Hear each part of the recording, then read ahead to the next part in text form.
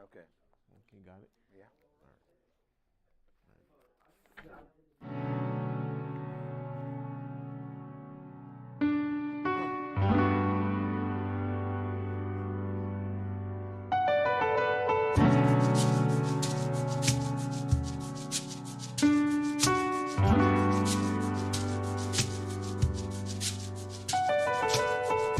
Wish I knew what I know now. Wisdom is the principal thing. All this time just wasted thinking I own anything. Humility clothes me from the top of my head, soles of my feet, yeah. Teach me, teach me, show me the way. Hide my face from the wickedness of this world, I pray. Take my hand, protect my heart, hide me in the shadow of your wing. Like a child, see purity in my eyes. Allow me to sit at your feet. Hear me, hear me.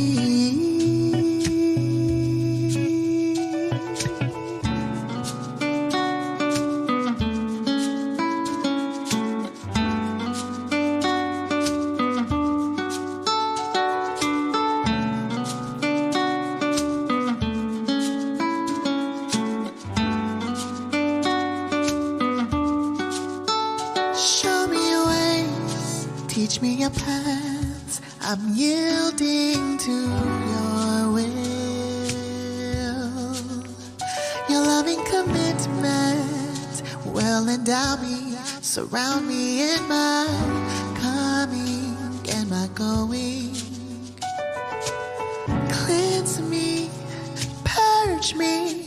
I want to be white as snow, so I may testify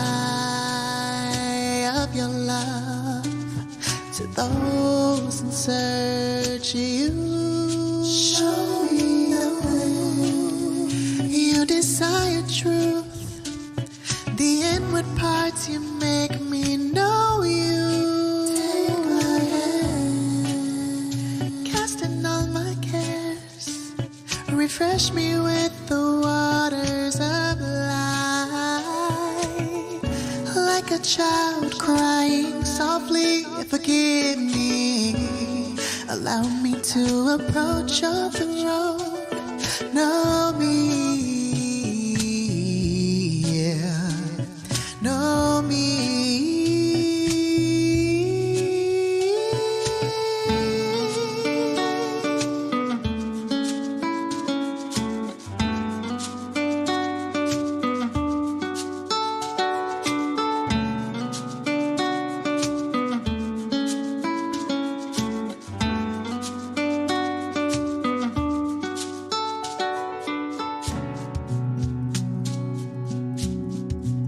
Have mercy upon me, O Elohim, according to your loving kindness. According unto the multitude of your tender mercies, blot out my transgressions. Wash me thoroughly from my iniquity, and cleanse me from my sin. For I acknowledge my transgressions, and my sin is ever before me. Against you, you only, have I sinned, and done this evil in your sight, that you might be justified when you speak, and be clear when you judge. Behold, I was shapen in iniquity, and in sin did my mother conceive me. Behold, you desire truth in the inward parts, and in the hidden part you shall make me to know wisdom. Purge me with hyssop, and I shall be clean. Wash me, and I shall be whiter than snow. Make me to hear joy and gladness, that the bones which you have broken may rejoice. Hide your face from my sins and blot out all mine iniquities. Create in me a clean heart, O Elohim, and renew a right spirit within me. Cast me not away from your presence, and take not your Holy Spirit from me. Restore unto me the joy of your salvation, and uphold me with your free spirit. Then will I teach transgressors your ways, and sinners shall be converted unto you. Deliver me from blood guiltiness, O Elohim, the Elohim of my salvation, and my tongue shall sing aloud of your righteousness. O Yahuwah, open up my lips, and my mouth shall show forth your praise. For you desire not sacrifice, else I would give it. You delight not in burnt offering.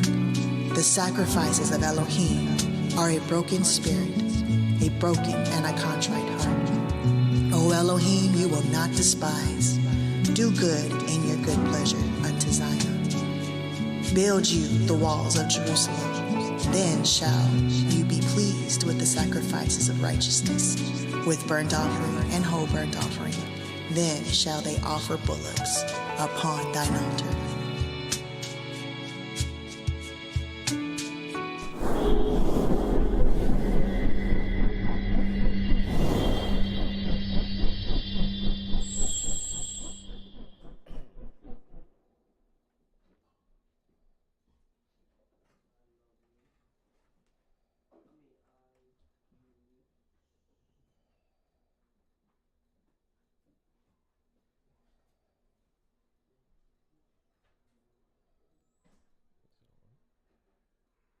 There we go. All right, we'll say shalom, shalom, shalom. Shalom. Shalom, everyone. All right, well, I want to first give all honor, praise, glory to the Most High, Yahweh, Ba'ashem Mashiach, Yahweh Shai. Happy Sabbath, first and foremost, everyone. And happy first day of Hanukkah, or CHANUKKAH, right, as we say in the ancient Hebrew. Everybody knows what CHANUKKAH means? No? Nobody knows? It means dedication. Feast of dedication. Chag CHANUKKAH. You can write that down. CHANUKKAH.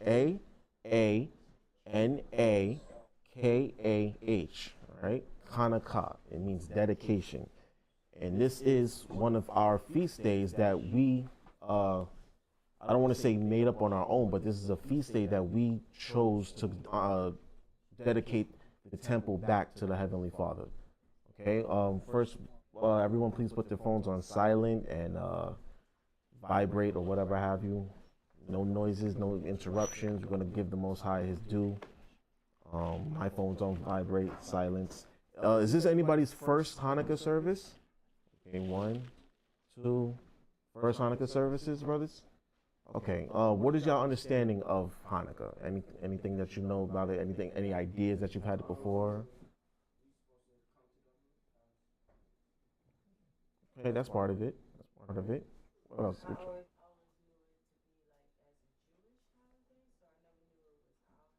Mm-hmm. Well, what did you learn about it before? Like, did they teach you what it meant or what it was about? Mm-hmm.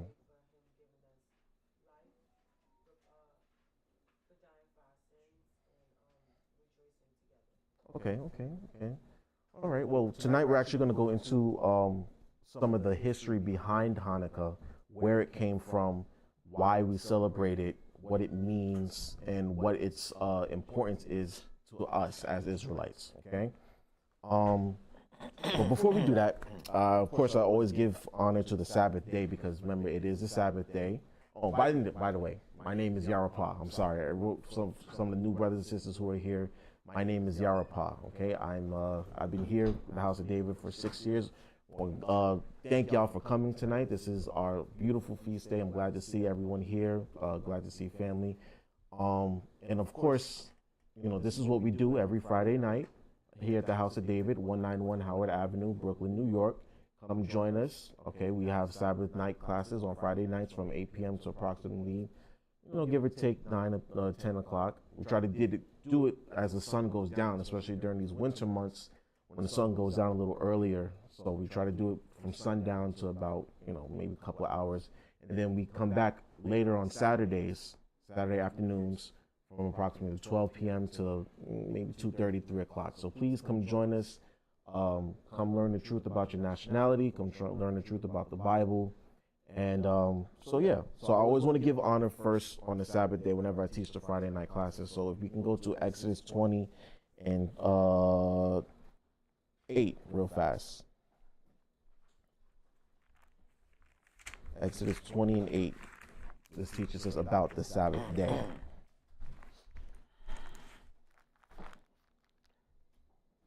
This is the book of Exodus chapter 20 verse 8. Remember the Sabbath day to keep it holy. Right. The Most High told Moses to tell us to remember the Sabbath day to keep it holy, right? Sabbath day is from Friday night sundown to Saturday night sundown, okay? Not from Sunday, not from midnight Saturday to Sunday midnight. It's from Friday night sundown to Saturday night sundown, okay? Go ahead. Verse 9, 6 days shalt thou labor and do all thy work. So 6 days we get from Sunday to Saturday to Friday evening to do all of our work, right? Go ahead. Verse 10, but the seventh day is the Sabbath of the Most High thy power. Right, go ahead. In it thou shalt not do any work, thou, nor thy son, nor thy daughter, nor thy manservant, nor thy maidservant, nor thy cattle, nor thy stranger that is within thy gate. Right, so on the Sabbath day, we're supposed to take a rest from all of our works. Us, our parents, our children, people who work for us. If we have any animals, they're supposed to take a rest for the Sabbath day, okay? They get a day off. If you own a business, then you're supposed to give your employees a Sabbath day off. If you have a housemaid or a housekeeper, a groundskeeper, people who come and work for you, they're supposed to be able to take the Sabbath day off as well. Okay, go ahead. Verse 11. Oh, wait, or anybody who came within our land, right? That says when it says the strangers that is within thy gates. When we were in our own land, people who came into our country, they were not permitted to work on the Sabbath day either. Okay, go ahead. Verse 11. For in 6 days the Most High made heaven and earth, the sea, and all that in them is. Right. And rested the Sabbath day. Wherefore the Most High blessed the Sabbath day and hallowed it. Right. So the Most High made the earth and heavens in 6 days and then blessed the seventh day because he stopped what he was doing. You can read that in Genesis chapter 2, verses 1 to 3. Okay. God saw that all the work that he did was done, and he said, this is a blessed day, and he rested that day, stopped what he was doing, and sealed it. Okay. From there, get me Psalms 118, verse 22. I believe that's it. I always use that verse. Oh, I'm sorry. 118, verse 24.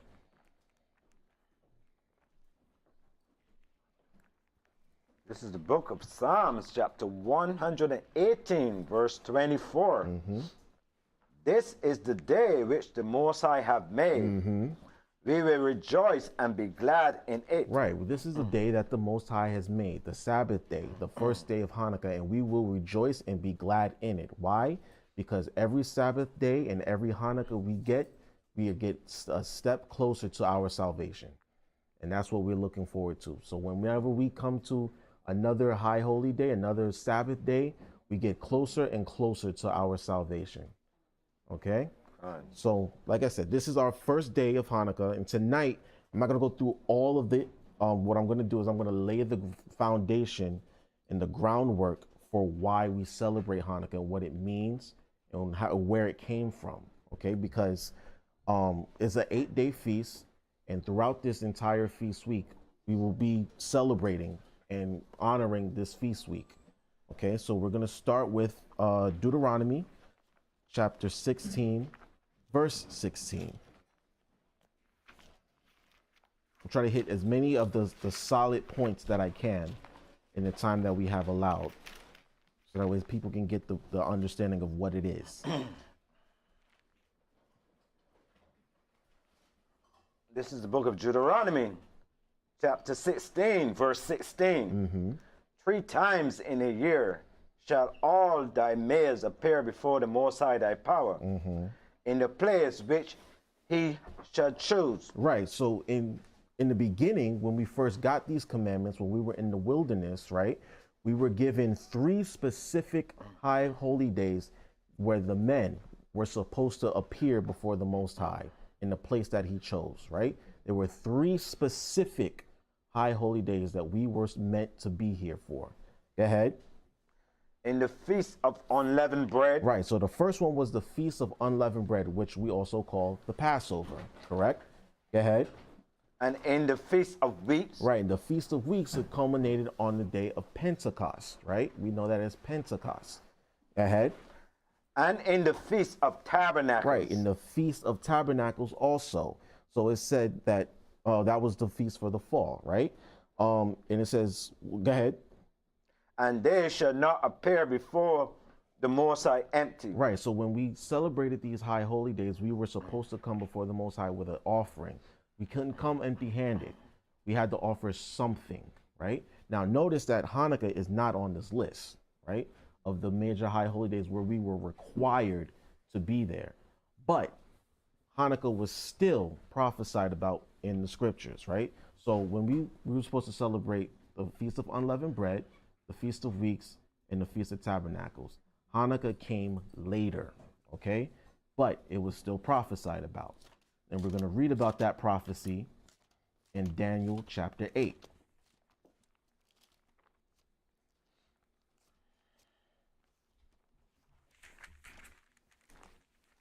We're going to read Daniel chapter 8, verses 1 to 14.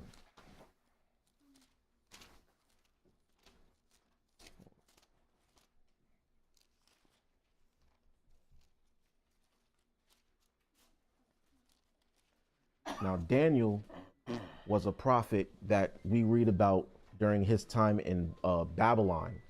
He was taken to Babylon during the captivity, and he was still receiving visions. Yes, put that on vibrate, please, brother. Okay, well, you got it. Daniel chapter 8, verses 1 to 14. Okay. This is the book of Daniel, chapter 8, verse 1. In the 3rd year of the reign of King Belshazzar, a vision appeared unto me, even unto me, Daniel, after that which appeared unto me at the first. So he's seeing another vision from one that he saw earlier, right? Go ahead. Verse 2. And I saw in a vision, and it came to pass when I saw that I was at Shushan in the palace, which is in the province of Elam. Right, so he was over there in the land of the Elamites, right? He was in captivity. Go ahead. And I saw in a vision, and I was by the river of Ulai. Right, go ahead. Verse 3. Then I lifted up my eyes and saw, and behold, there stood before the river a ram, which had 2 horns. Right, he saw a ram or a bull, a ram with 2 horns. Go ahead. And the 2 horns were high. Right, they were very high on his head. Right, go ahead. But one was higher than the other. Right, one was higher than the other. Go ahead. And the higher came up last. Right, so he's seeing this animal with horns on his head, but one was higher than the other. Right, what it was going to go into what it means. Go ahead. Verse 4. I saw the ram pushing westward and northward and southward, so that no beast might stand before him. Right. Neither was there any that could deliver out of his hand. Right. So this is a vision that Daniel's seeing of a ram that's pushing and extending its reach, and no one can stop him. Right. Go ahead. But he did according to his will, and became great. Right, he did what he wanted. No one could stand before him. Right, go ahead. Verse 5. And as I was considering, behold, an he-goat, right, came from the west on the face of the whole earth. Right, a male goat appeared out of nowhere and came upon the face of the whole earth, right? And touched not the ground. Right, it was like he was floating, like he was levitating. Go ahead. And the goat had a notable horn between his eyes. Right, had a horn in between his eyes. Right, go ahead. Verse 6. And he came to the ram that had 2 horns, which I had seen standing before the river, Right. and run unto him in the fury of his power. So imagine this goat just came up out of nowhere and took the ram head on and boom rushed him. Go ahead. Verse 7, and I saw him come close unto the ram, and he was moved with choler against him. Right. Choler is hate. It's intense hatred. So this he-goat had it out for the ram. Right. Now imagine a goat. A goat's not that big. A ram is huge. And this little he-goat with a horn in between his eyes came up out of nowhere and bum rushed him and took him out. Right. Go ahead. And smote the ram. And smote the ram and killed him. And break his 2 horns. And broke his horns. Right. Go ahead. And there was no power in the ram to stand before him. But he cast him down to the ground. And did what? And stamped upon him. So not only did he bum rushed him, took him head on, he broke his horns and stomped him out. Imagine a goat stomping out a ram, right? That's how powerful this goat was. And we're going to learn who the goat was. Go ahead. And there was none that could deliver the ram out of his hand. And no one could save that ram. Go ahead. Verse 8, therefore the he-goat waxed very great. And when he was strong, the great horn was broken. For it came up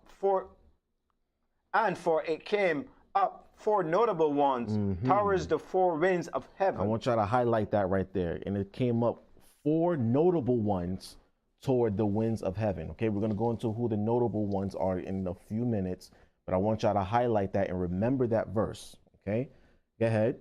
Verse 9, and out of one of them came forth a little horn. A little horn, right? Out of the 4th horn came a little horn. Go ahead. Which waxed exceedingly great towards the south. Towards the south. Towards the east. Towards the east. Towards a pleasant land. And where's that pleasant land? Israel. All right. That pleasant land is Israel. So they had that 4th little horn had its eyes set on our land. Okay. Keep that in mind. All right. Go ahead. Verse 10. And it waxed great, even to the host of heaven. And even to the host. This little horn became bigger and mightier and more powerful to the host of heaven, right? Go ahead.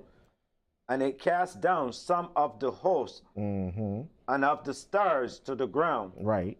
And stamped upon them. Right. So this horn, this little horn from this he-goat started to get even stronger to the point where they started to take down even mightier men, right? And started messing around with the host of heaven. We're going to get into that also. All right, go ahead. Verse 11, yea, he magnified himself even to the prince of the host. And by him the daily sacrifice was taken away. And the place of his sanctuary was cast down. Now I want y'all to highlight that also, okay, or underline it. Do what you got to do. It says, by him the daily sacrifice was taken away, and the place of his sanctuary was cast down. All right, go ahead. Verse 12. And an host was given him against the daily sacrifice by reason of transgression. By reason of transgression, meaning sin. Go ahead. And it cast down the truth to the ground. Right.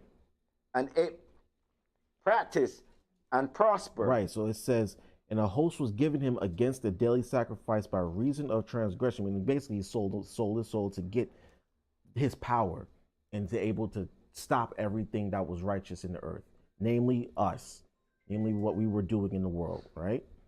Go ahead. Verse 13. Then I heard one saint speaking, and another saint said unto that certain saint, which spake, how long shall be the vision concerning the daily sacrifice? Right. It says, so one saint was saying to another, how long will this vision last, or how long till it be? Right? Go ahead. And the transgression of desolation. Transgression of desolation, right? Go ahead. To give both the sanctuary and the host to be trodden on the foot. It's saying, so they're wondering how long will this take place? Like, when is this going to happen? That the sanctuary will be in the host to be trodden underfoot. Right? Go ahead. Verse 14.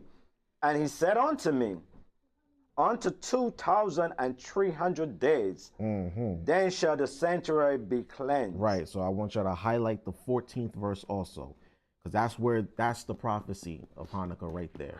It says, until 2,300 days, then shall the sanctuary be cleansed, okay? Because we were going to have to clean up all the filth and the nonsense that the Greeks actually instituted while we were there. I mean, while they were there in our temple, all right? So now we're actually going to get into the story of Hanukkah, but I wanted y'all to see that Hanukkah was indeed prophesied about in the Old Testament, okay? Just because it's not in Leviticus 23 or Deuteronomy 16 doesn't mean that it's not something that we celebrate. It is something that we honored, and it was something that was spoke about before it even happened, okay? So now, for those who don't have apocryphas, everybody has an apocrypha, correct? Okay, good. So we're going to jump into 1 Maccabees chapter 1, verse 1. Remember the verses I told y'all to write down or highlight and underline, because now it starts right away. Right, whenever you got it. This is the book of 1 Maccabees, chapter 1, verse 1.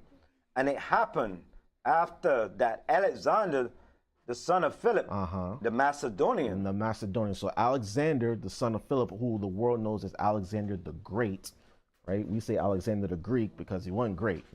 Not in our eyes. Anybody who takes over our land is not great in our eyes. But Alexander the Greek, right? The son of Philip, the Macedonian, like the area of Albania, that part of the world. That's where he came from, okay? Go ahead. Who came out of the land of Shittim. And smitten Darius, the king of Persia. Right. So remember when the he-goat boom rushed the ram, right? What happened? Read that verse again, that part of it. And has smitten Darius, the king of Persia, and Medes. Right. So the two horns were the Persians and the Medes, okay? And the he-goat broke the horns, meaning he destroyed their kingdom, right? Go ahead.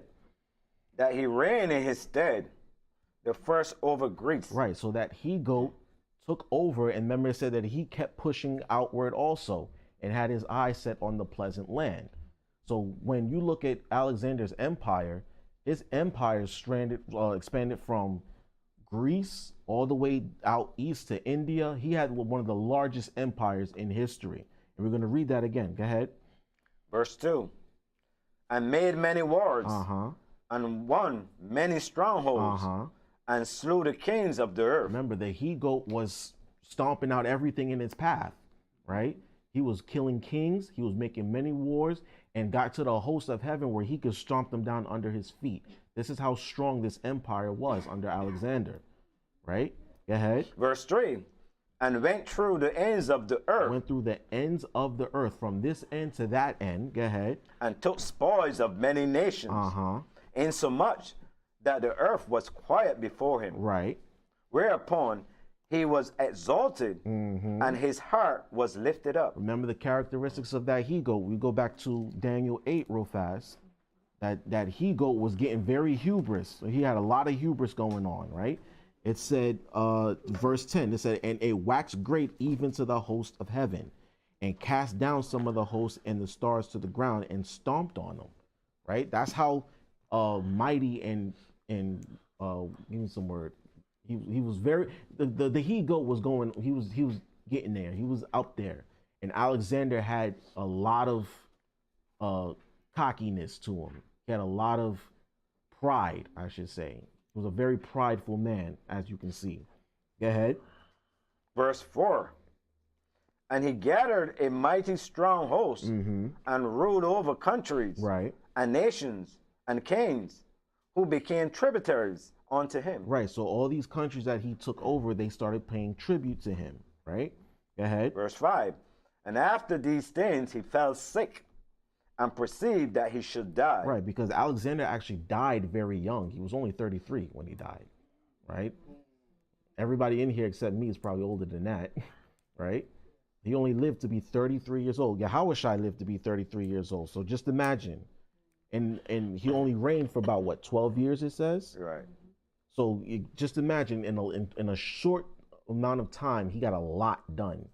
and conquered many nations. Most people won't even see that in their lifetime, but he did it in a short amount of time. That's why he got the name Alexander the Great. Right? Go ahead. Verse 6.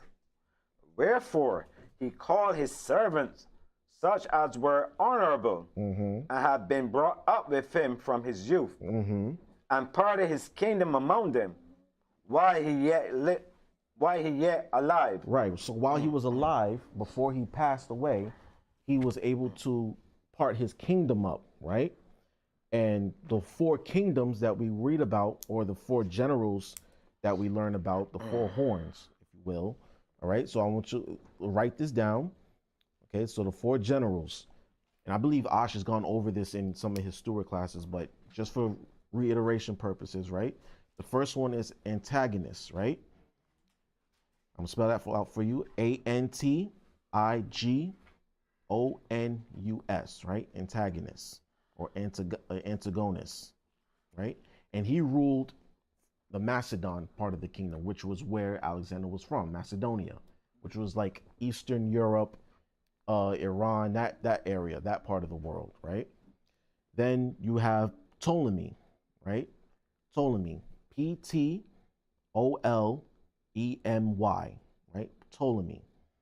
And he ruled Egypt, right? That's where they got the name Ptolemy in Egypt from. Okay, he ruled that part of the world. Then you have Cassander, right? Cassander, Cassander, Cassander, right? And Cassander, hold on, I had it written down, but make sure I get it right. Say what? The Hellespont. Where's that at? Greece. Okay, so that part of Western Europe. Okay, Right. perfect. And then you had Seleucus. All right, Seleucus, Seleucus. Okay, Seleucus. And he ruled over what is called Mesopotamia / Central Asia. And this is where we were at. We were under the Seleucid Empire, okay? We were under the Seleucid Empire under Antiochus Epiphanes, and we're about to read about him now, okay? Go ahead, Uncle Mike. Verse 7. So Alexander reigned 12 years and then died. See, he didn't have that much time as a ruler. He was very young, okay? Go ahead. Verse 8. And his servants bare rule, every one in his place. Verse 9. And after his death, they all put crowns upon themselves. So did their sons after them many years. Right. And evils were multiplied in the earth. I want y'all to see that. It says evils were multiplied in the earth. I want you to hold that. Get me Proverbs chapter 29, verse 12. It says evils were multiplied. It didn't say goodness. It didn't say righteousness. It said evils were multiplied in the earth. Because this was a wicked kingdom that came up into power. Okay? 29 and 12. Proverbs 29 and 12. This is the book of Proverbs, chapter 29, verse 12. If a ruler hearken to lies, all his servants are wicked. If a ruler hearkens to lies, all his servants are wicked. As they say, if the head is sick, the whole body's sick, right? Gone. So if the rulers are wicked, as these men were, then guess what? Their kingdoms are going to be wicked too. All right. If the ruler is evil and will manipulate and lie and serve himself, then the kingdom is a wicked kingdom. It can't stand. Okay. Let's go back to First Maccabees, and where do we leave off? Oh, verse 10. This is the book of First Maccabees, chapter 1, verse 10. And there came out of them a wicked root. A wicked root, right? Go ahead. Antiochus, surnamed Epiphanes. Right, surnamed Epiphanes, which was quoted as saying God manifest, because he felt that he was a god in the earth. That's how prideful and wicked he was. He thought that he was God in the flesh. An Edomite with that kind of nerve, right? Go ahead. Son of Antiochus, the king, who had been an hostage at Rome. Right. So Antiochus that surnamed Epiphanes was Antiochus the Fourth. Okay, Antiochus the Fourth. You can write that down. His father was obviously Antiochus the Third, who was a hostage in Rome, right?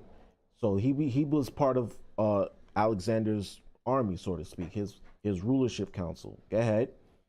And he reigned in the 137th year of the kingdom of the Greeks. Right. So the Greek Empire lasted a very long time, Basically started from the 300 BC.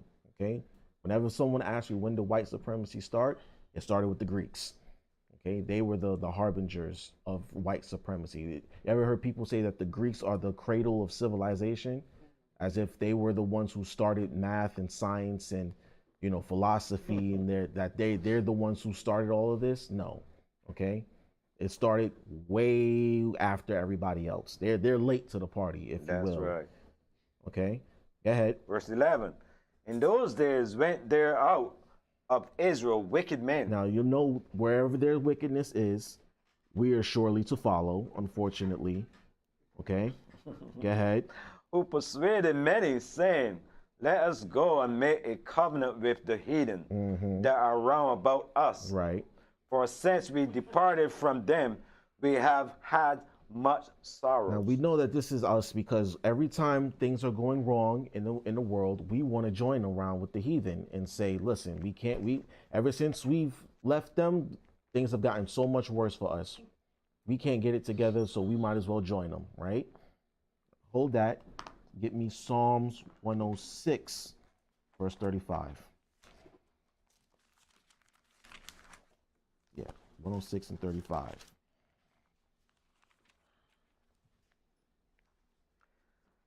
This is the book of Psalms 106, verse 35.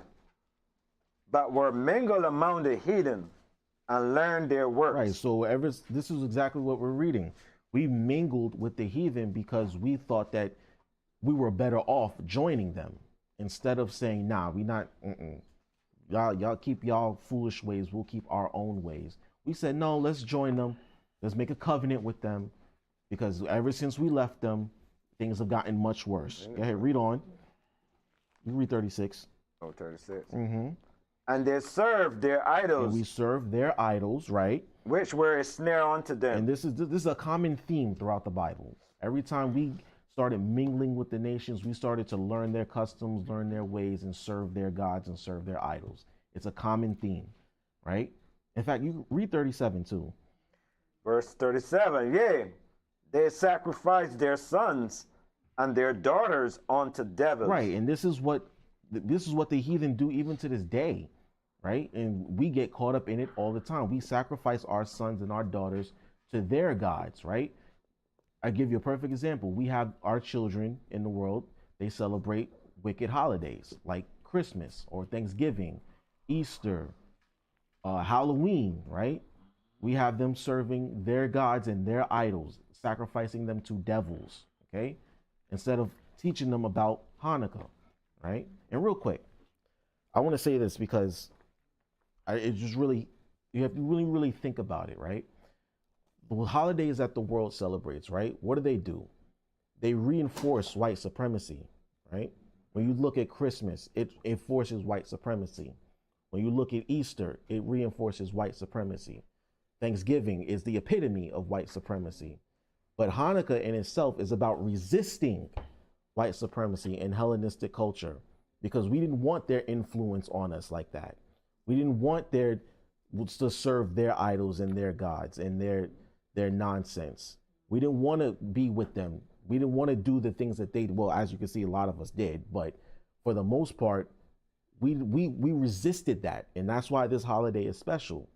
Okay, this is why this feast week is very special, because we live in a world where our people want to resist white supremacy, but still practice it at the same time. It doesn't make any sense.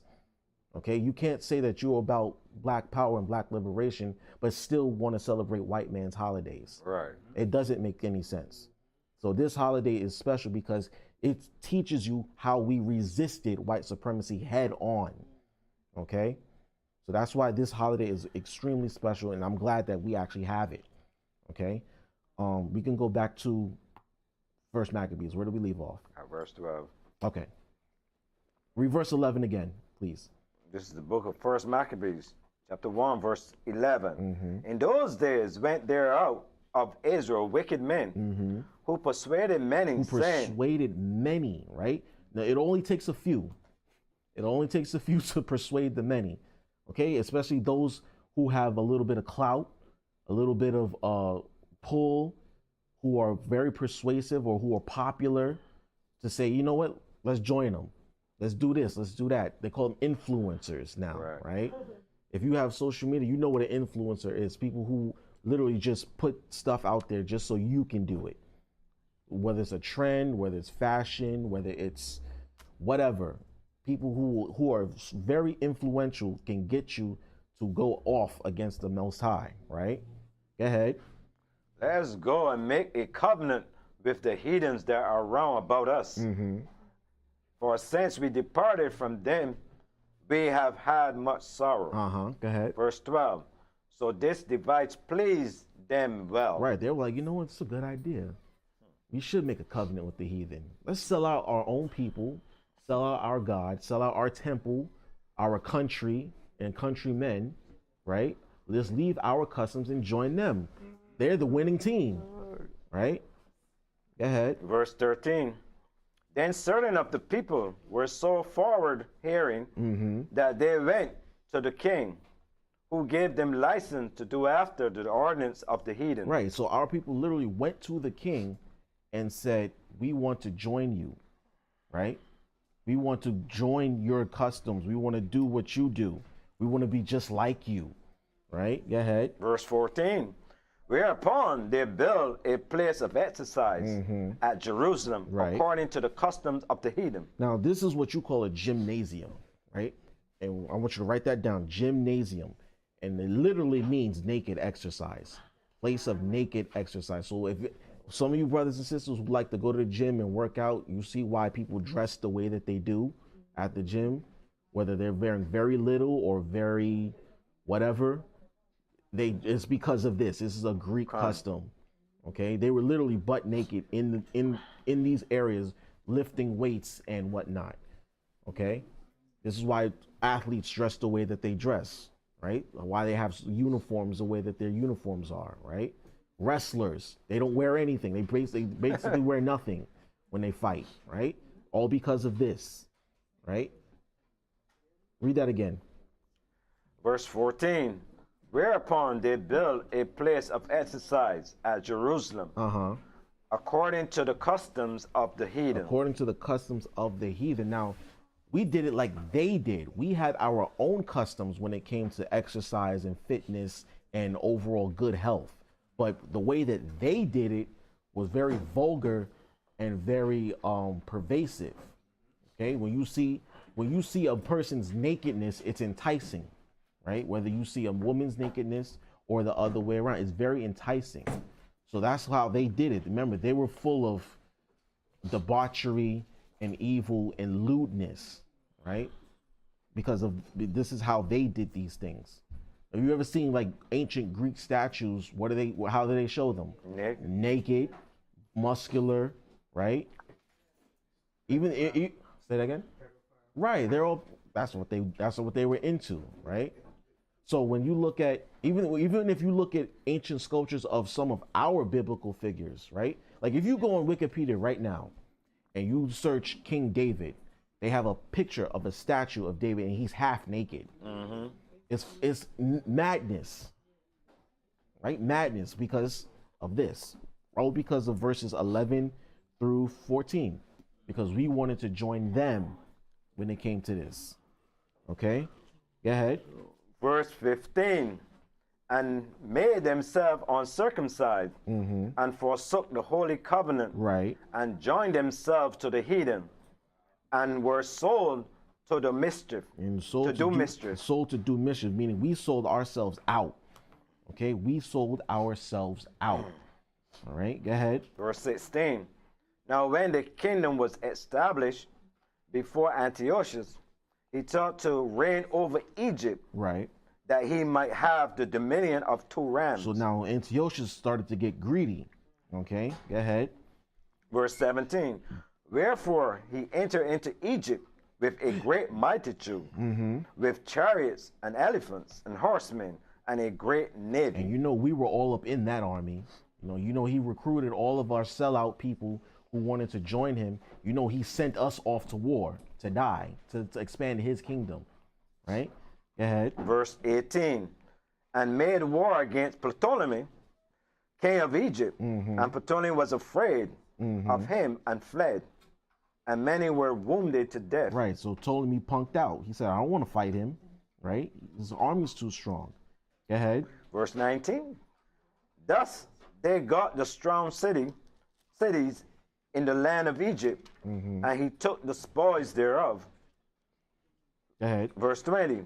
And after that Antiochus had smitten Egypt, he returned again in the 143rd year, and went up against Israel and Jerusalem with a great multitude. With a great multitude. So remember when I said earlier, it said the he-goat had his eyes set on the pleasant land, right?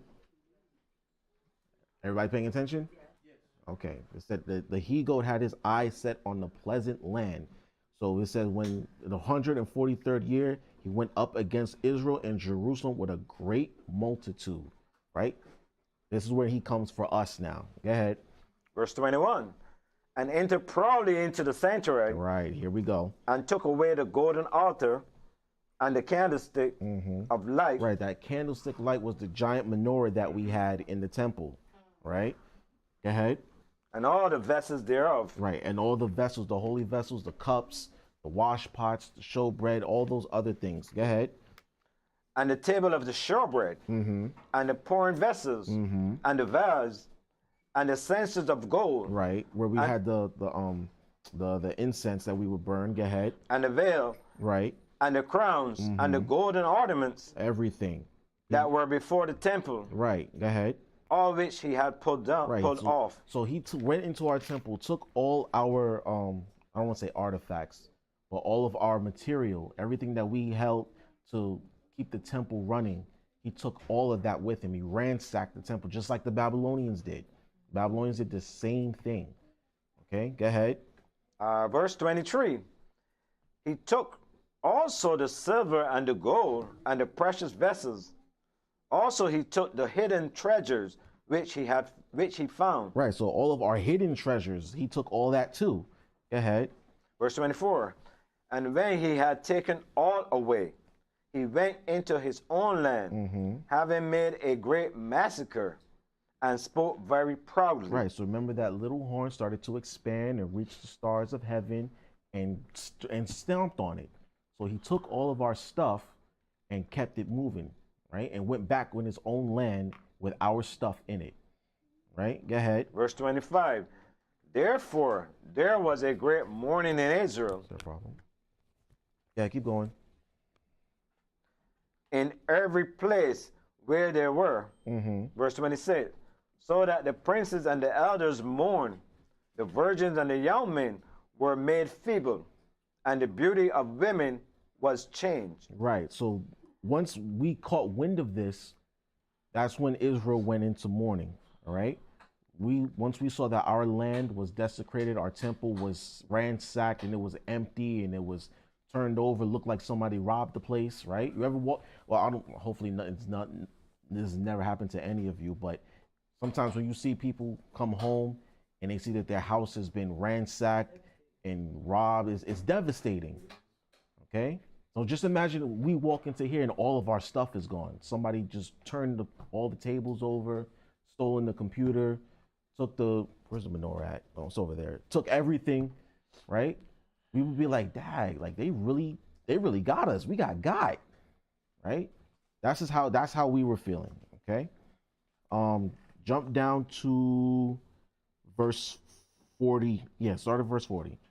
No, I'm sorry, 39. Book of 1 Maccabees, chapter 1, verse 39.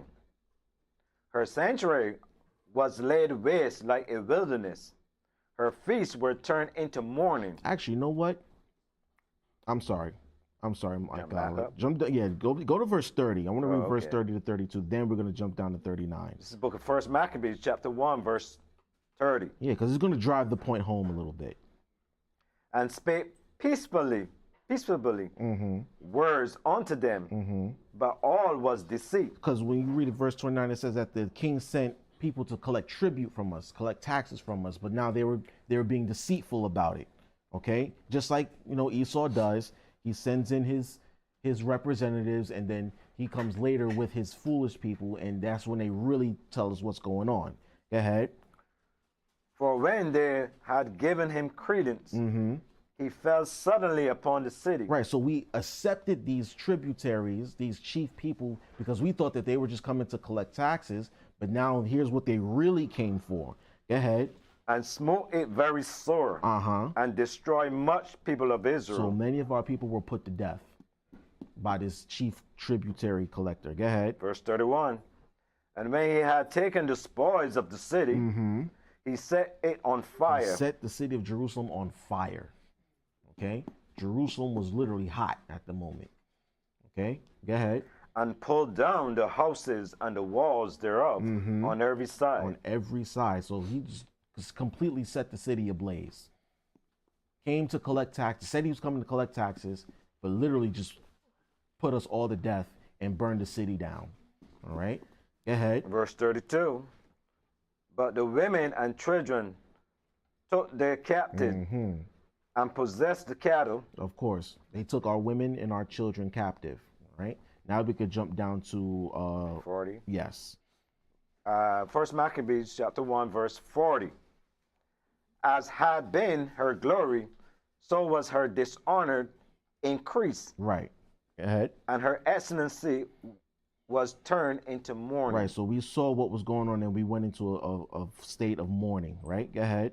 Verse 41. Moreover, King Antiochus wrote to his whole kingdom that all should be one people. All should be one people. Here comes your one world order. Right.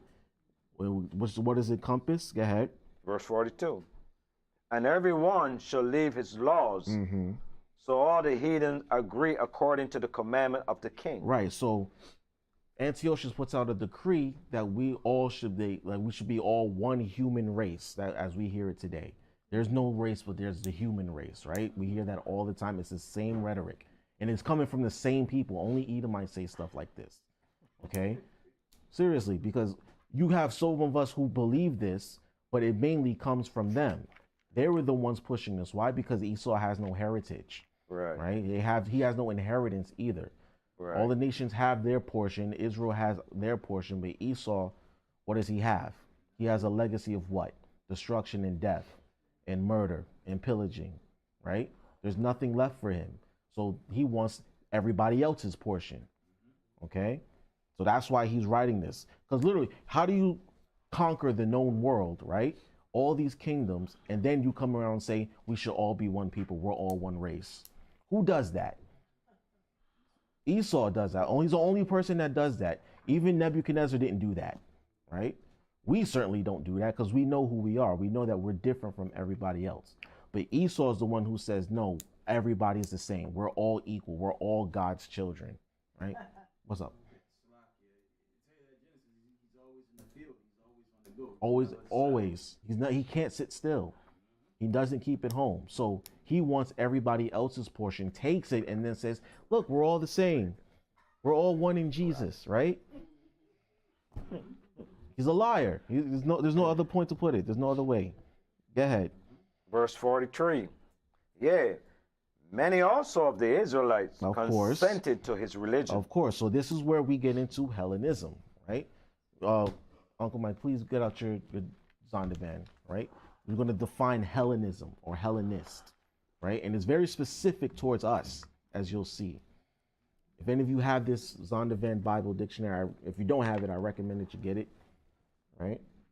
Zondervan Compact Bible Dictionary. It's very, very inexpensive, and it has a lot of information in it pertaining to us, specifically as so-called black people, right? Hold on when you got it. Hellenist. This is the Zondervan Compact Bible Dictionary. What page is on? 223. Page 223. Just to let you know, we're not making this up. All right, go ahead. Hellenist. Jews. Who? Jews, Everybody. Jews, Africans. Jews, Asians. Jews, Arabs. Jews, White people. Jews, Oh, okay. Go ahead. who made Greek their tongue, Who stopped speaking Hebrew and started speaking Greek. Go ahead. and with it often adopt Greek ideas and practices. And who often adopt Greek ideas and practices, right? So think of your what's the word? Fraternities and sororities in college, right? Greek life. Okay, people who wanted to stop what they were doing and join the Greeks. Our people specifically. It says Jews, right? Hebrews, Israelites. We stopped what we were doing. We left our religion and joined the Greek customs. Okay, we wanted to dress like them. We wanted to write like them. We wanted to sing like them. We wanted their philosophy, their way of thought, right? Even down to the, let's talk about the dress for a second, the dress code, right? Because whenever you see pictures of biblical characters, they're usually dressed like Greek folks with the sash and the long robe and the long sleeves. We didn't dress like that. We didn't dress like that at all. Even if you see pictures of Christ and the apostles and even the angels, right? They have them dressing in those long flowing Greek-like robes or Roman-like robes where they have them looking like them, right? Instead of dressing how they were supposed to dress, as the scriptures say, right? With a girdle, with a long garment down to the foot, with fringes on them. When have you ever seen a picture of a biblical character dressed with fringes on? Never.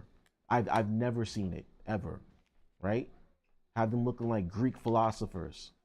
So this is where this is all coming from, right? Read that precept again, Uncle Mike. It said that where they should, many of the Israelites consented to his religion. Oh, verse 43. Yea, many also of the Israelites consented to his religion, and sacrificed unto idols, Right. and profaned the Sabbath. And we read that in Psalms 106, right? That's exactly what we did. We took on their customs, started sacrificing to their gods and their idols, right? Go ahead. And we profaned the Sabbath day, right? Go ahead. Verse 44. For the king had sent letters by messengers unto Jerusalem and the cities of Judah, that they should follow the strange law of the land. Go ahead. Verse 45. And forbade burnt offerings and sacrifice and drink offerings in the temple. Remember what we read about in Daniel? It said the sanctuary, it's called a daily sacrifice to cease, right? Antiochus literally said, listen, stop all of this, put an end to this. I'm banning sacrifices of the true religion, so to speak, and you have to follow our religion now. Go ahead. And that they should profane the Sabbath and the festival days. So we couldn't keep the Sabbath days, we couldn't keep the new moons, we couldn't keep the Passover, we couldn't keep Feast of Weeks or Tabernacles, all the three high holy days that I mentioned in the beginning. All of that had to stop. They put a stop to all of it. They forbade it all.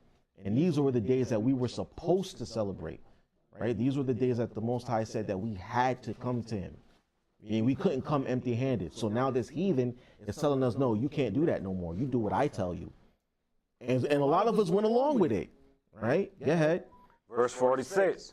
And pollute the sanctuary and holy people. Right, go ahead. Verse 47. Set up orchards and groves and chapels of idols. And did what? And sacrifice swine's flesh. See, now that is entirely disrespectful, especially with what just went on last week or a couple weeks ago. We're reading about it right here in the scriptures.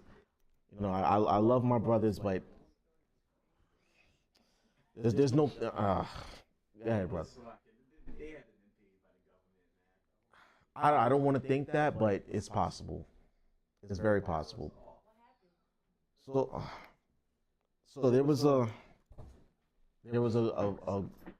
congregation of Israelites that on Thanksgiving Day, right, no less, they came together in I believe it was the brother's home. I'm not exactly sure, and they had a spread. They claimed that they were not celebrating Thanksgiving, that they came together to honor the Most High and Yahushai and go against Thanksgiving. But when they went over the spread of, what was on the menu, the sister had made roasted pork. Okay. Yeah, there was a giant pan of roasted pork, and they tried to justify it when they got called out on it. The brother tried to justify it and say that I mean, I didn't even watch his rebuttal, but I know he tried to justify it by saying that there was that Leviticus saying that you can't, when it says that you can't eat, it means you can't sacrifice it or something like that. It's madness. Right. There's no defending it. There's no defense for what he did, for what those brothers and sisters did. And all we can do for them is just pray that they repent, right? So pray that they repent and come out of that, because there's no help for that. Sure, sis.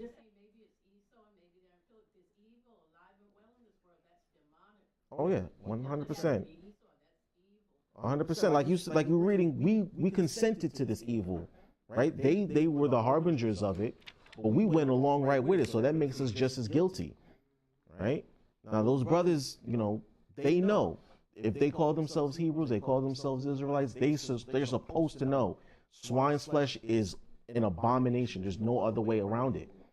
So to eat it and honor Yahushua with it, you're committing treason. It's practically treason. Right. So, but you're reading it right here, right? We're reading it right here where the heathen sacrificed swine's flesh on our altar, right? Something we would never even think about doing. In fact, when you read Isaiah, it says that when those who were eating swine's flesh were hiding behind the trees and whatnot. They were doing it in secret. They did it openly in the temple. Openly in the temple after they burned everything down. This is what they do. Go ahead, brother. All of them. All of them. All of them. All right. So read that verse again, Art. Just pray for them. That's all you can do. Just pray that if they don't repent, then pray that the Most High has mercy on them, because. Right. Right.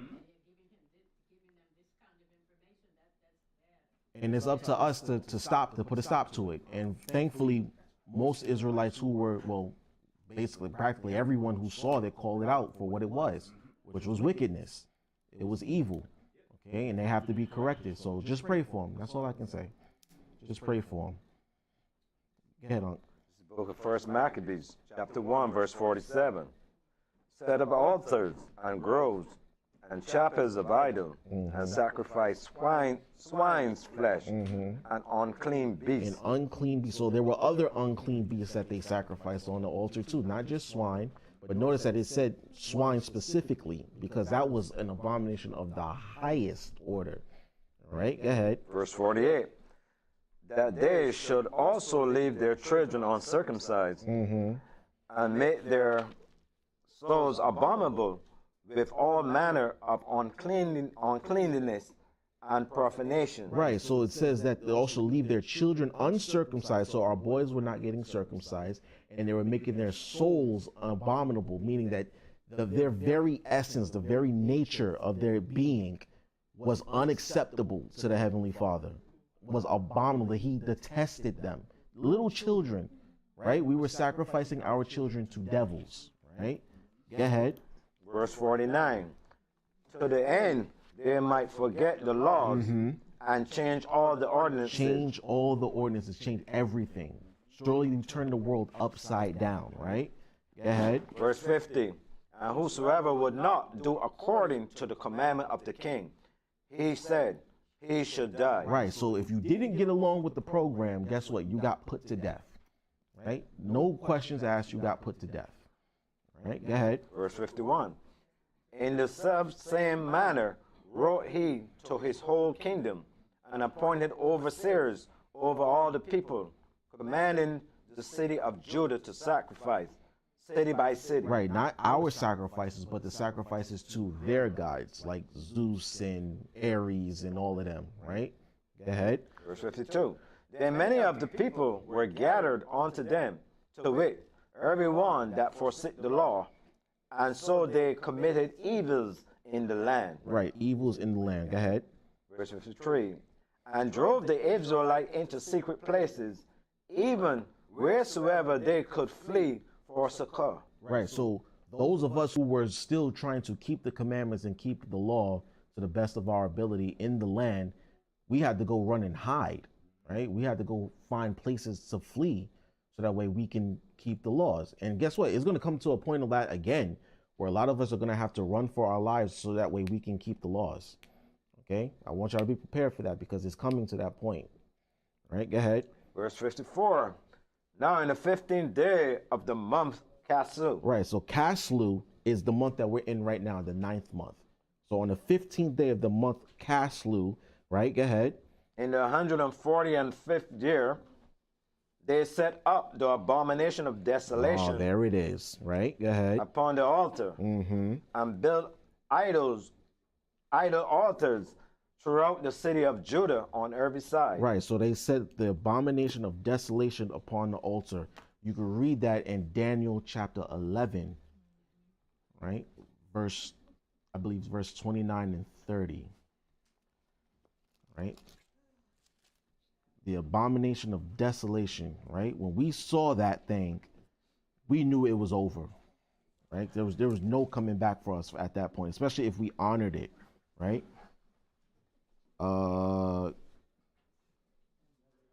11, 30, and 31.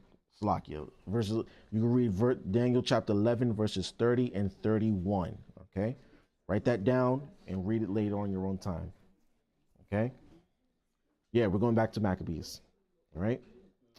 Where we left off on verse 55. All right. Go ahead, read it. This is the book of 1 Maccabees, chapter 1, verse 55. And burn innocent at the doors of their houses and in the streets. Right, so all these these altars for these idols get set up throughout the cities of Jerusalem and Judah and everywhere of our coast, right? And the abomination of desolation was on the altar, right, at this point. So the point where they have completely taken over our land and everything in it. Go ahead. Verse 56.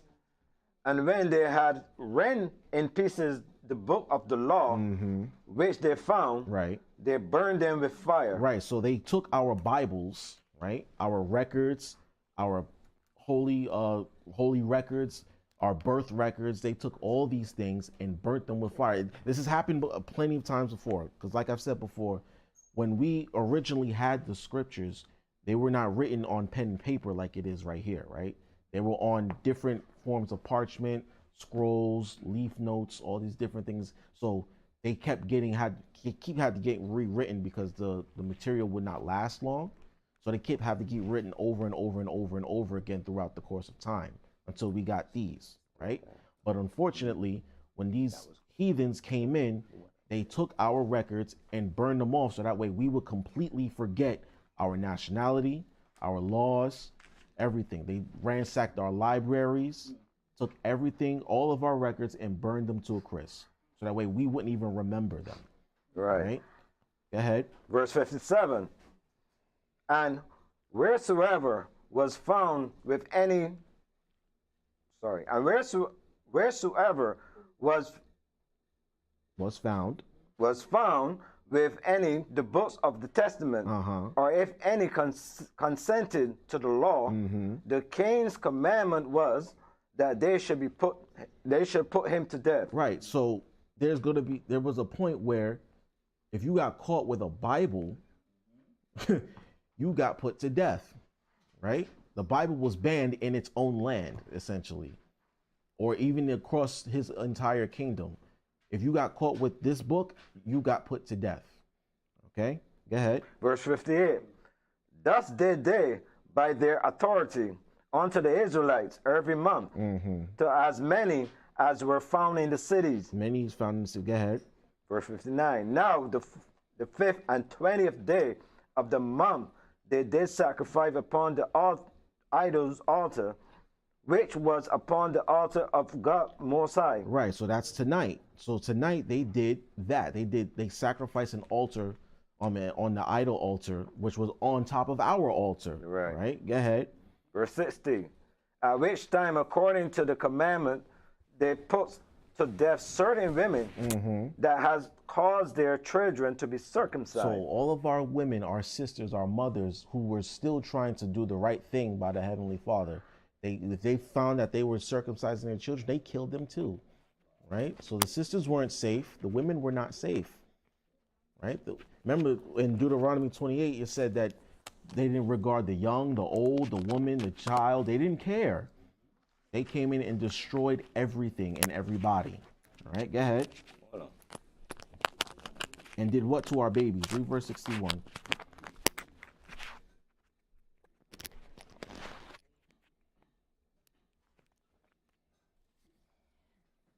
Verse 61. And they hanged the infants about their necks. They hanged the infants about them. So they took our babies, our young babies, and hanged them from the necks. Right? Go ahead. And rafted their houses and slew them that had circumcised them. Right. So women and children were all put to death. Go ahead. Verse 62. Howbeit many in Israel were fully resolved Right. and confirming themselves not to eat any unclean thing. Right. Why? Go ahead. Verse 63. Wherefore they chose rather to die, that they might not be defiled with meat, Right. and that they might not profane the holy covenant. So then they died. Right. So they chose death over dishonor. Right. They chose death. They rather die than even eat swine's flesh or sacrifice to idols. Right. And many of us are going to have to make the same choices. Okay. I'd rather die than celebrate Christmas again. Right. Some of us are going to have to get into that mentality. I'd rather die than serve this evil society. If push comes to shove, would you choose death? Think about that. Or the scripture said, examine yourselves, whether you really believe what you say. Because they chose death. And they got put to death in the most horrible of fashions, right? Some of them got hanged. Some of them got slaughtered. Some of them got chopped up, thrown off cliffs, bridges, right? Burned, boiled, all of the above, right? Because it says they did not want to forsake the Holy Covenant. That's how much it meant to them. And that's how much it should mean to us. That we would rather die than go back into the world, right? We'd rather die in the truth at a young age than live old in a wicked society, right? We would rather die, right? Go ahead. Verse 64. And there was very great wrath upon Israel. Okay, go ahead. Go on to chapter 2. Chapter 2. First Maccabees, chapter 2, verse 1. In those days arose Matthias, the son of John, the son of Simeon, the priest of the son of Jorab from Jerusalem, and dwelt in Modem. Right, so this priestly family was one of the order of the priests that David has set up. If you want to read that, you can read 1 Chronicles chapter 24. 1 Chronicles chapter 24.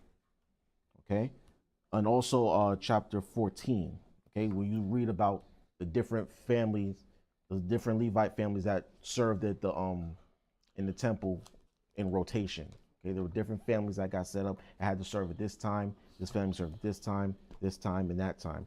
This particular family was the descendants of the Maccabees, or I mean, other way around.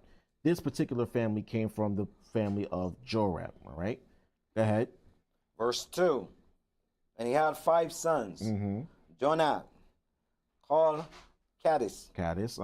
Verse 3. Simon, called Tasai. Verse 4. Judas, who was called Maccabeus. Right, that's the one who we read about the most, the Maccabees, right?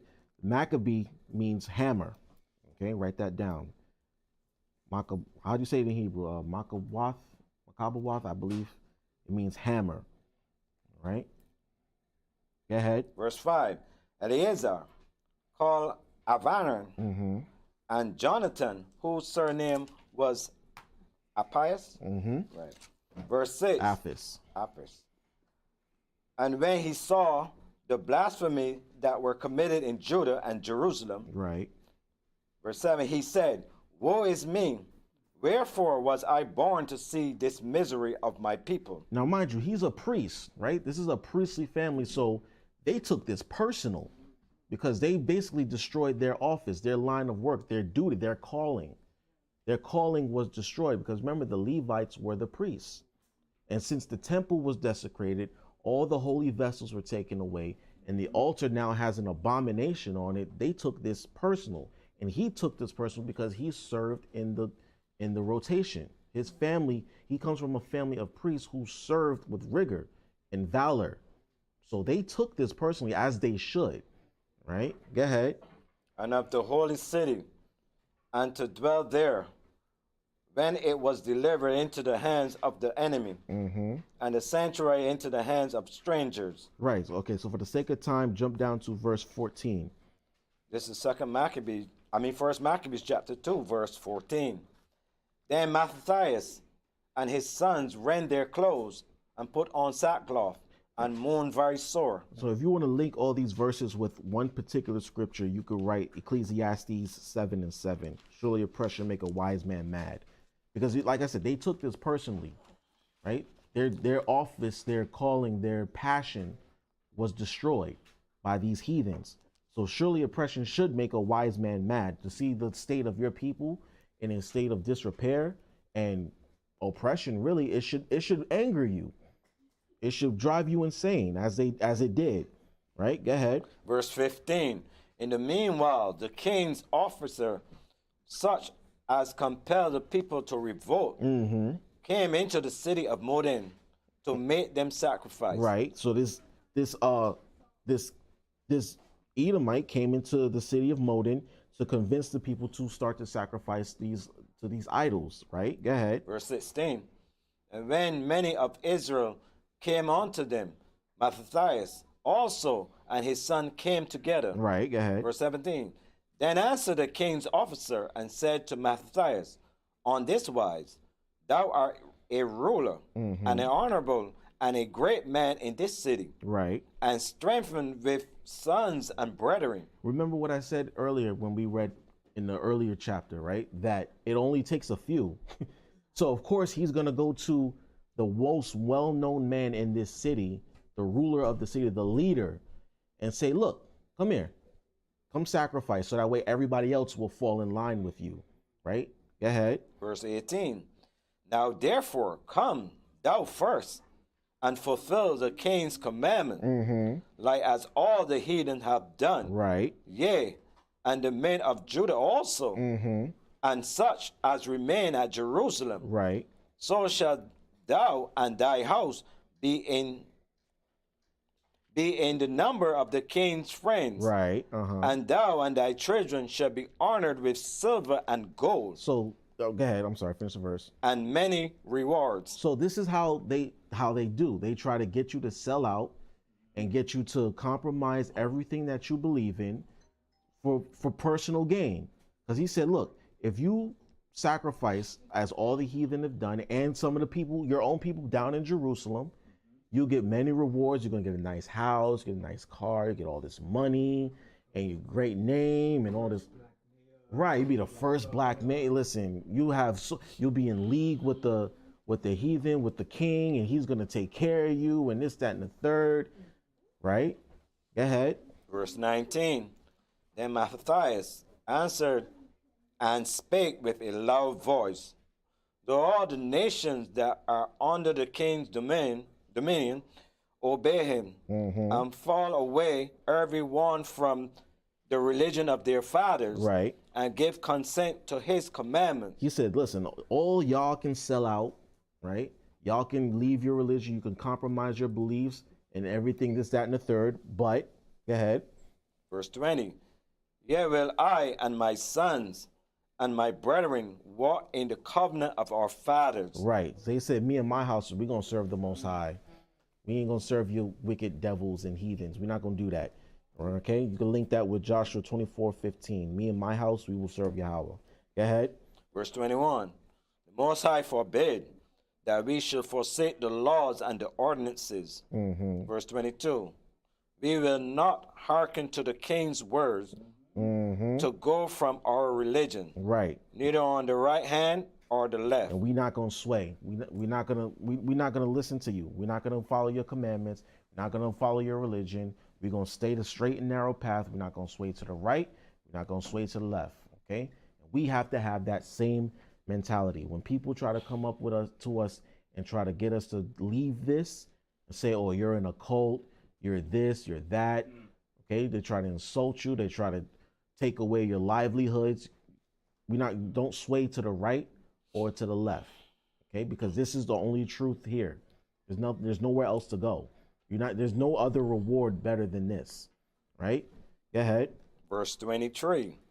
Now when he had left speaking these words, there came one of the Jews in the sight of all to sacrifice on the altar, Of course. which was at Moden. Of course. There's always one. There's always one. Okay, go ahead. According to the king's commandment. Right. You could tell a group of 5 people, right? Listen, pork is bad for you. You shouldn't eat it. It's not good for your body. It's not good for your spirit. It's just not. You could list reason A through Z why you shouldn't do it. And there's always going to be like, man, I'm still eating my ham sandwich. Leave me alone. There's always one. I still want to eat pork if I want to. So there's always one that'll come up and just undo everything that you just said. Right? Go ahead. Verse 24. Which thing when Mattathias saw, he was inflamed with zeal. Right. He was incensed. He was riled up. Go ahead. And his reins trembled. Neither could he forbear to show his anger according to judgment. Right. Wherefore he ran and slew him upon the altar. Killed that nigga on sight. Okay. Killed him on sight, as he should have. Okay. I just told this man, we're not going to follow you. And then here you come and do it anyway.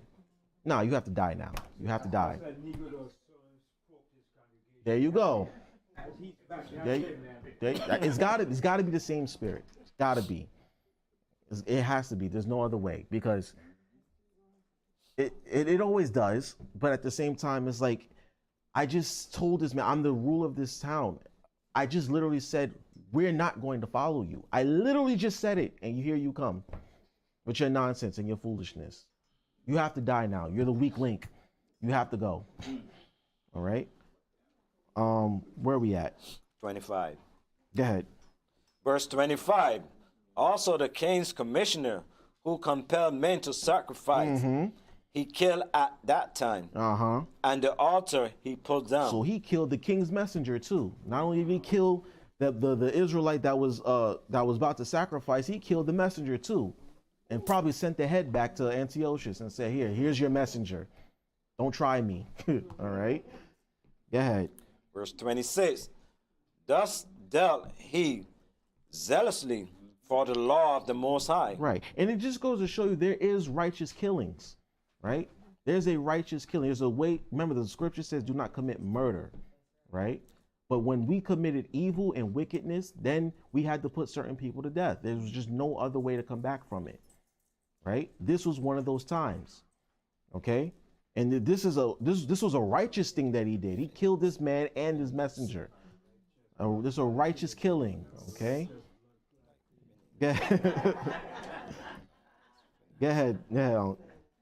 Like as Phinehas did unto Zambari, the son of Salem. Salem. Verse 27. And Mattathias cried throughout the city with a loud voice, saying, whosoever is zealous of the law. Real quick, wasn't Phinehas the brother that killed that the other Israelite who was sleeping with the Hamite in the tent? Tried to spare in Moses' time, in the wilderness. Yes. See, another righteous killing. Okay. You can read that in Numbers 25 verses 6 to 8. Okay, write that down. Numbers 25 verses 6 to 8. Brother was sleeping with a heathen, and he snuck into the tent and killed him with a spear. Both of them at the same time. Righteous killings. All right. Go ahead, Unc. Verse 27 again. And Matthias cried throughout the city with a loud voice, saying, Whosoever is zealous of the law and remaineth the covenant, let him follow me. Right. So after he did all this, he said, listen, whoever wants to join up, follow me. Now, you know, a lot of us were like, listen, he just killed 2 people in broad daylight like that. I'm following him. Slakia, I'm following that man. Okay? Go ahead. Verse 28. So he and his sons fled into the mountains and left all that ever they had in the city. Right. So they went into the mountains and basically started to plan the whatchamacallit. Okay? Now, of course, again, for the sake of time, we're going to jump ahead to chapter. Should we just go to chapter 4? 4, yeah. Okay, yes. Time's sake. Yes. Chapter 4. First Maccabees, chapter 4. Okay. Well, first read chapter 3, verse 43. I want you to read down to verse 49. Because this is when they actually got into the temple and saw what they had done. Okay. This is the book of First Maccabees, chapter 3, verse 43. Mm-hmm. They said one to another, let us restore the decayed estate of our people, and let us fight for our people and the sanctuary. So you see now, remember, these are Levite priests, right? They're in a position of power. Now I want you to notice the mindset that they were in. They said, look, our people are in a bad estate. We have to fight for our people and our sanctuary. They didn't serve themselves. Okay, they didn't say, look, we here, it is what it is. Okay, they said, no, we are going to fight for our people and our sanctuary. Right, go ahead. Verse 44. Then was the congregation gathered together, that they might be ready for battle, Mm-hmm. and that they might pray Right. and ask mercy and compassion. So before they did anything, right, they prayed and asked for mercy and compassion. So they went to the Most High first, right? Go ahead. Verse 45. They didn't do anything on their own accord. They didn't just say, listen, we just going to do what we do and wing it. No, they said we're going to seek the Most High's guidance, his counsel, and his mercy first. Go ahead. Verse 45. Now Jerusalem lay void as a wilderness. Mm-hmm. There was none of her children Right. that went in or out. The sanctuary also was trodden down, and aliens kept the stronghold. Aliens kept the stronghold. So Jerusalem was trodden down of the Gentiles, so to speak. Go ahead. The heathen had their habitation in that place, Mm-hmm. and joy was taken from Jacob, and the pipe with the harp ceased. Right. So the heathen had overtaken Jerusalem to that point. Go ahead. Verse 46. Wherefore the Israelites assembled themselves together and came to Maspah over against Jerusalem. Mm-hmm. For in Maspah was the place where they prayed aforetime in Israel. Right. Go ahead. Verse 47. Then they fasted that day and put on sackcloth and ashes upon their heads Right. and rent their clothes. And rent their clothes. Uh-huh. Verse 48.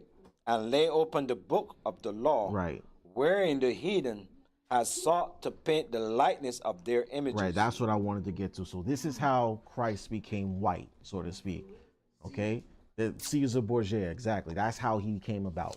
Okay. Because the heathen, when they got hold of our records, okay, they opened the book of the law, said, no, we're gonna paint our images. That's why Jesus is white. That's why the angels are white. God is white. All the apostles and the prophets and the forefathers, they are all white because of this right here. Once they got a hold of it, they said no. It's called iconoclasm. Okay, write that down. Iconoclasm. ICO. Right. ICONOCLASM. Iconoclasm. Okay, it's destroying of religious pictures and artifacts. Okay, specifically. Right. And if any of you could get your hands on that book, Russian Icons, it shows it crystal clear how they took all the pictures of the religious figures that we read about and painted them white, and you can still see that they have black fingertips because they can't get that deep into it. Okay, but you can see literally how they changed the colors of these people white. Go ahead, brother. $1,000. Yeah, because of us, because they saw that we're trying to get it now, and there's too much into it. There's too much in it because they know about it now. Okay, where do we leave off? 49. Read 49 and 50, and then we're gonna jump into verse 4, chapter 4. Okay. This is the book of First Maccabees chapter 3, verse 49. Mm-hmm. They brought also the priest's garments and the first fruits and the tithes. So see, they started to reinstitute some of the commandments that we were taught, right? The priest's garments and the first fruits and tithes, right? Go ahead. And the Nazarites, they stirred up, who had accomplished their days. Right, so the Nazarite vow, we all know about the Nazarite vow. Those who had completed the vow, they were brought into the fold. They were recruited. Okay, so let's jump into chapter 4, and I think we're going to start at verse... 38. Go down. Yeah, let's go there. 38 to the end? No. Yes. 38 Yes. to the end. Yes. This is the book of First Maccabees, chapter 4, verse 38. And when they saw the sanctuary desolate, and the altar profaned, and the gates burned up, and stuff growing in the courts as in a forest. Right, so the temple had become overgrown at this point. All the plants started to grow out of its place where it looked like it was in a forest, right? And everything else in it was basically desolate and profane, like it says. Go ahead. Or in one of the mountains. It looked like the wilderness. Like, you ever seen like an ancient ruin, so to speak? It looked like that. That's what they did to our temple. Okay, go ahead. Yeah, the priest's chamber pulled down. Verse 39. They rent their clothes and made great lamentation, and cast ashes upon their heads. Right. Verse 40. And fell down flat to the ground upon their faces, and blew an alarm with the trumpet. Right. And cried towards heaven. Verse 41. Then Judas appointed certain men to fight against those that were in the fortress until he had cleansed the sanctuary. He said, look, you guys go fight, we'll clean up the sanctuary. Go ahead. Verse 42. So he chose priests of blameless conversation, such as had pleasure in the law. Right, so he didn't just choose any old priest, anybody who could just serve in the office. No, he chose priests of blameless reputation, right?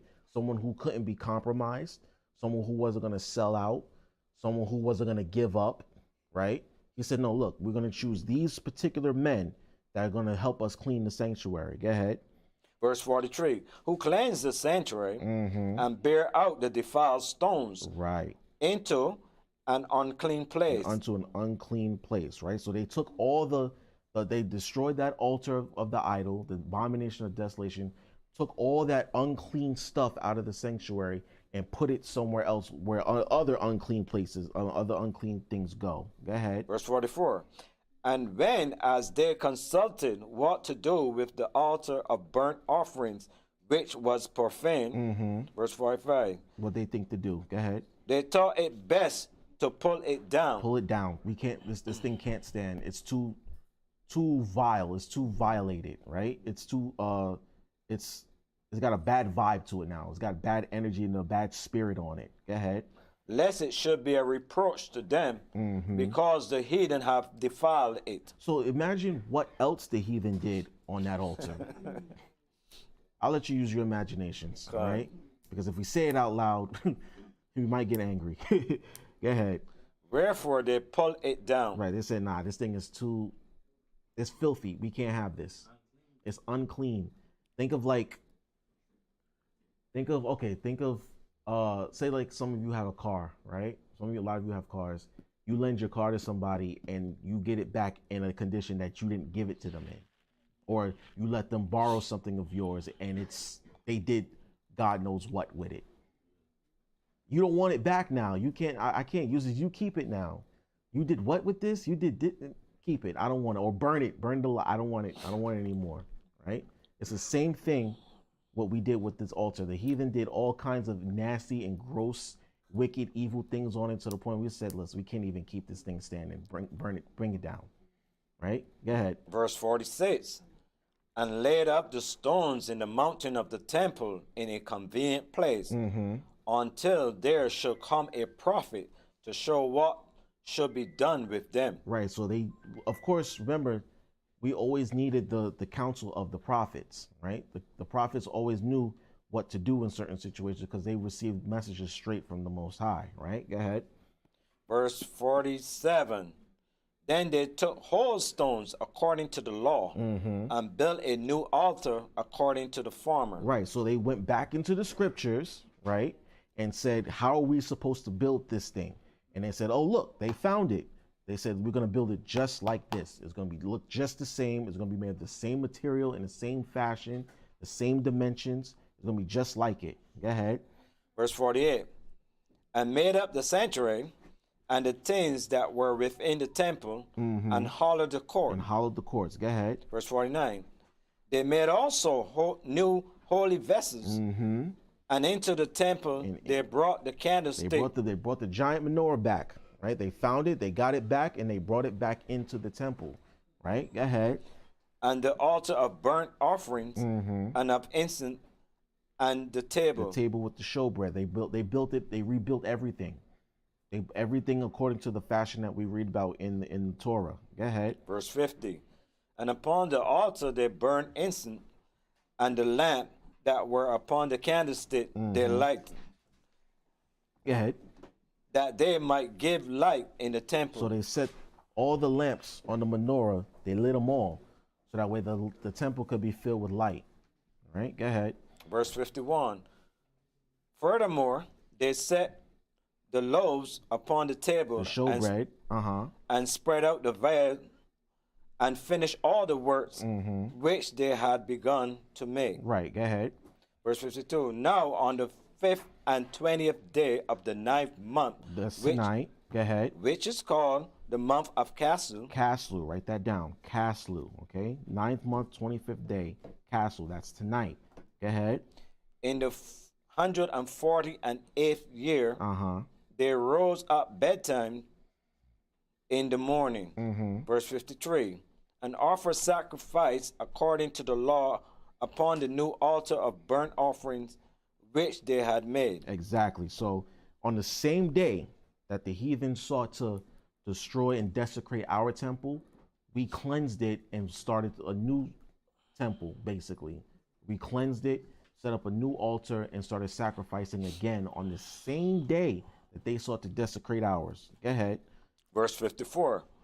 Look at what time and what day the heathen had profaned it, even in that was it dedicated with sounds and cisterns and harps and cymbals. There you go. Go ahead. Verse 55. Then all the people fell upon their faces, worshiping and praising the Most High of heaven, who had given them good success. And giving us good success. You can write down Joshua chapter 1, verses 7 to 9. Okay, good success. Because we went according to the commandment. Right? And when we keep the commandments, we will prosper. All right, go ahead. Verse 56. And so they kept the dedication of the altar 8 days. 8 days, right?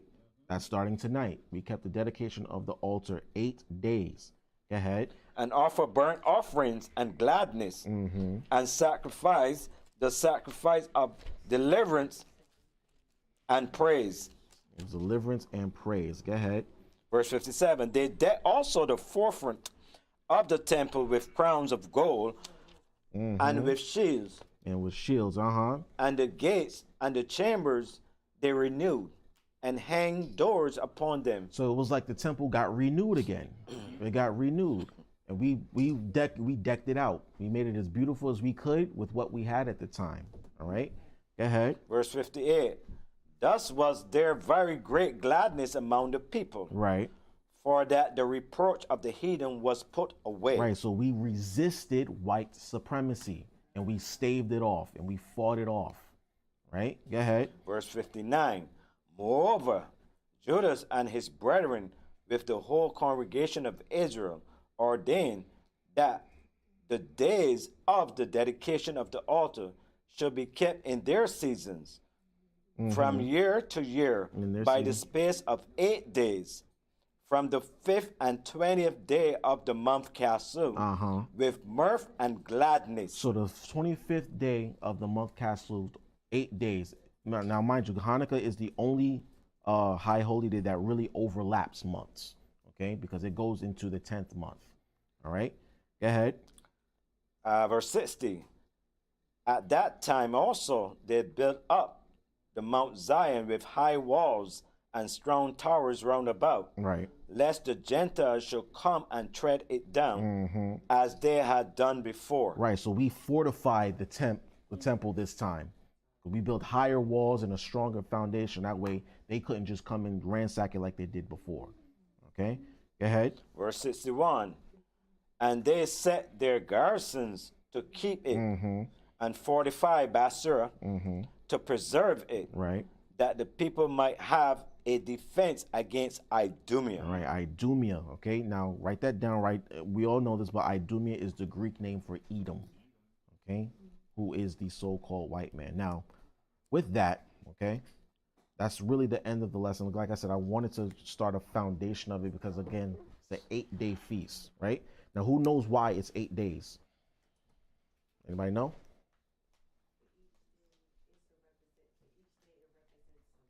What is? Not quite, but I like how you're thinking. What you think, Gabara? Exactly. Okay, I'm gonna get that real fast. Get me 2 Maccabees, chapter 10, verse 5. Reads 5 to 8. The Feast of Tabernacles. And who knows why? You know why, Gabara? No, I know you know. You've been here too long. Anybody else know why they modeled it after the Feast of Tabernacles? Well, first we're going to read why, and we're going to read them doing so, and then I'm going to explain why. Okay, go ahead. This is the book? 2 Maccabees chapter 10, verses 5 to 8. Okay? This is the book of 2 Maccabees, chapter 10, verse 5. Now upon the self-same day, now upon the same day that the strangers profaned the temple, on the very same day it was cleansed again. Right, we just read that in 1 Maccabees. On the same day that they profaned the temple, we cleansed it. Okay, 7 years later. Go ahead. Even the 5th and 20th day of the same month, which is Casu. Caslu, right? 9th month, 25th day, right? Go ahead. Verse 6. And they kept 8 days with gladness. With gladness, As in the Feast of Tabernacles. See, there it is. So the Hanukkah is kept 8 days because it's modeled after the Feast of Tabernacles, right? I know the so-called Jews, they try to say that, oh, the candle was lit for 8 days with one. No, it's because it's modeled after the Feast of Tabernacles, okay? Which is in which month? Come on, not all at once. No, the 7th month, right? It's modeled after the feast of the 7th month. Go ahead. Remembering that not long afore they had held the Feast of Tabernacles. There you go. See? Go ahead. When as they wandered in the mountains and dens like beasts. See, not just before, not too long before that, they kept the Feast of Tabernacles in the wilderness. Remember, they couldn't keep it in Jerusalem because Jerusalem was desolate and it was under heathen control. So they were in the mountains, in the woods, living in dens and in tents and caves and whatnot.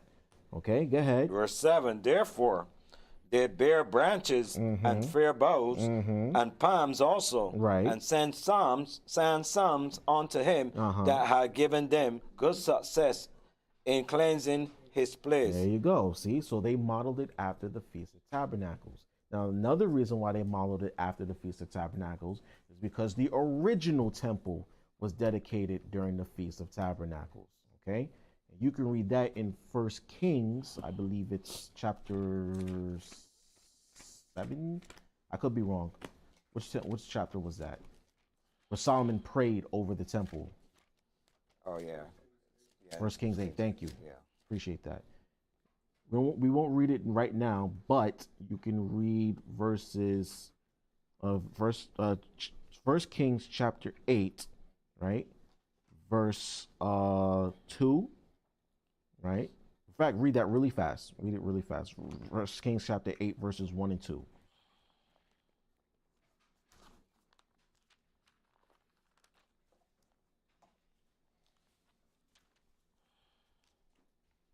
This is the book of First Kings, chapter 8, verse 1. Then Solomon assembled the elders of Israel, Right. and all the heads of the tribes, the chiefs of the fathers of the children of Israel, unto King Solomon in Jerusalem, Right. that they might bring up the ark of the covenant of the Most High out of the city of David, which is Zion. Right. Now that was a big deal. We had the Ark of the Covenant was probably our most holy artifact, right? Okay, so bringing it to the temple and placing it in the temple was a big deal. We finished the temple, and now we just have to finish it by bringing in the Ark of the Covenant. Go ahead. Verse 2. And all the men of Israel assembled themselves unto King Solomon at the feast in the month of Ethanim, which is the 7th month. There we go. Right now, you can read the prayer from verses 22 to about 33. No, basically, the rest of the chapter, really. Yeah. If you really want to read his whole prayer, it's really the rest of the chapter. It's a really good prayer, but that's when he dedicated the first temple. It was dedicated during the Feast of Tabernacles. So when we cleansed the temple and dedicated it again, we modeled it after the original dedication. That's why it's 8 days long. Okay. Last scripture. Get me John chapter 10, verse 22. Okay. To show us that, yes, Yahushua kept this feast. Okay.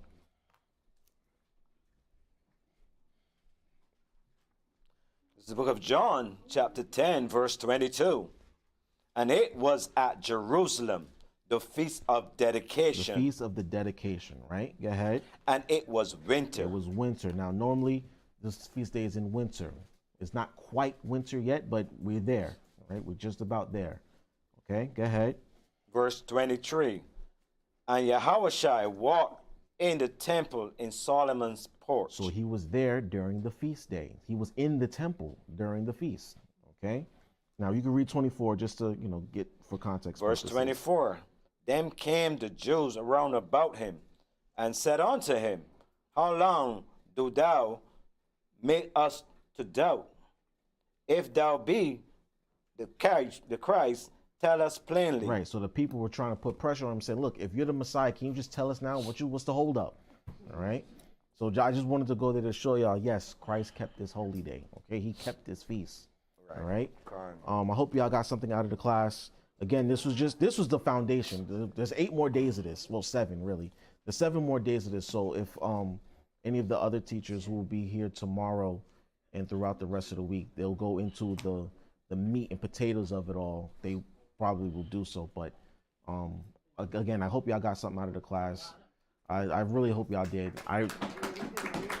Thank you. All praise to the Most High. Okay, all praise to the Most High.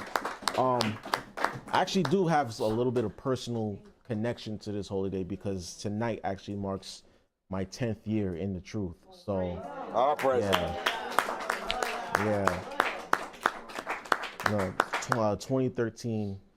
My first Hanukkah, my first real service, and I sat in my aunt's kitchen or in her living room with her husband, her children, and my sister, right? And we kept the feast of dedication. It was the first time I ever done it. It was I loved it. It was a joyous occasion. So yeah, 10 years later, here I am teaching Hanukkah, right? So. And it's all because of the Most High anyway. It's all glory to Him. I started this journey at the age of 20. Very young man. I was a college student. Didn't really know much about the world, and when I first came into my understanding of who I am, I was full of passion. I was young, full of energy, ready to chop off every Edomite's head I could find. I was very angry, but as I got older and wiser, hopefully, learn to navigate and start to grow in this truth. And I also want to give thanks to the elders of the House of David for cultivating me, being patient with me,